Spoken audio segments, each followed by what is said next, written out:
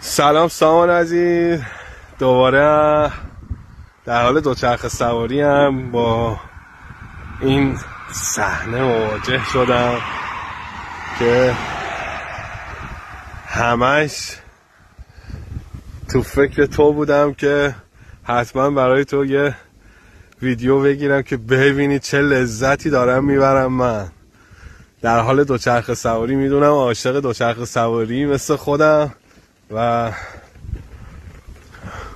انقدر که نفسم وا شده. تازه من سرمای شدیدی خوردم، تقریبا یه 2 هفته مریض بودم، افتاده بودم، ولی باز با نفس تازه ادامه میدم دوچرخه سواری رو و لذت میبرم از مناظر.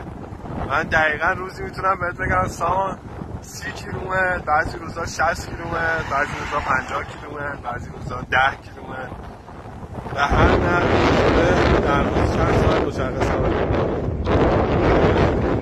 جایی میخوام برم، کاری دارم، تنها هم، بچه ها با هم نیستن و میتونم شرایطش از با دوچرخه هوا خوب باشه، بچه ها هم با دوچرخه میبرم بیرون.